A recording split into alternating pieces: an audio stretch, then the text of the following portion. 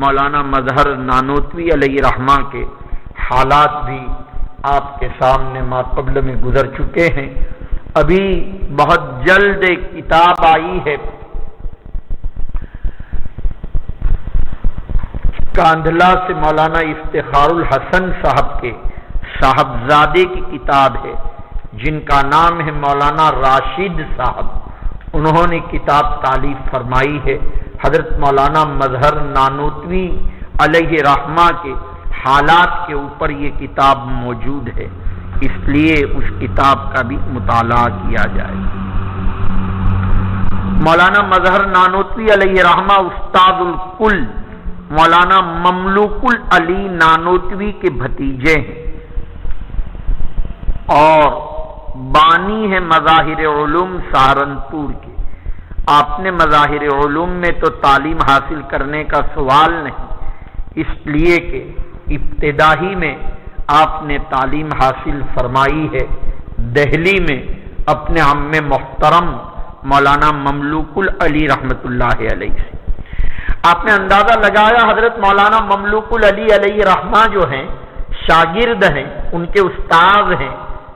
ان کے تلامذہ میں مولانا رشید احمد گنگوہی بھی، مولانا قاسم نانوتوی بھی اور مولانا مظہر نانوتوی بھی، یہ جتنے بانیان ہیں یہ سب کے سب مولانا مملوک العلی نانوتوی کے، اسی لیے ان کا لقب ہے استاد الکل کے عنوان سے ان کو یاد کیا جاتا ہے۔ تو حضرت مولانا مظہر نانوتوی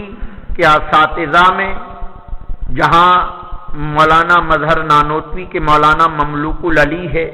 مولانا صدر الدین آزردہ، حضرت شاہ عبد الغنی مجددی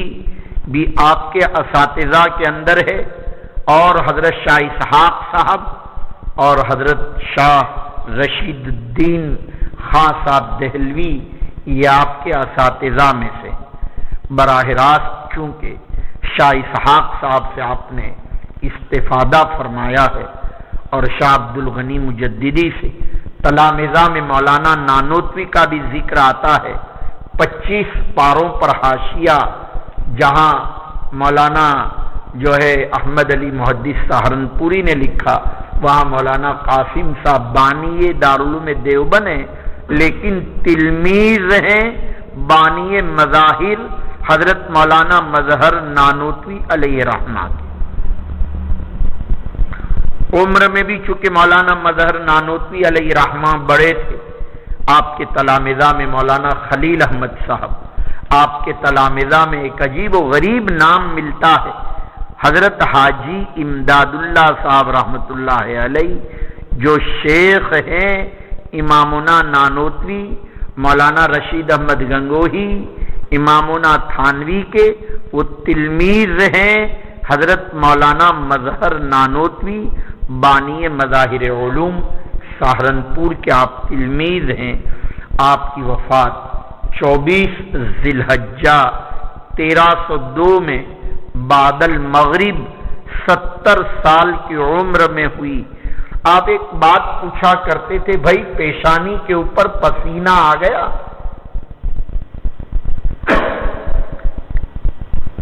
جب تیمارداروں نے فرمایا کہ حضرت پسینہ آ گیا پیشانی کے اوپر، کہا اب ہم جا رہے ہیں،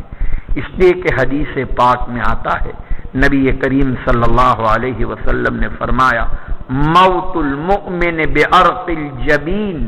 مسلمان کی موت میں اتنی سہولت ہوتی ہے کہ فقط پیشانی کے اوپر پسینہ آ جاتا ہے،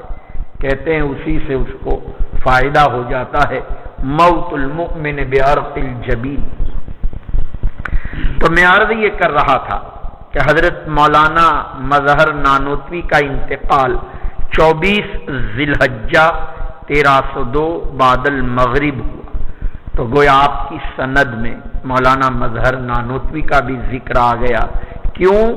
اس لیے کہ یہ مولانا خلیل احمد صاحب کے استاد ہیں،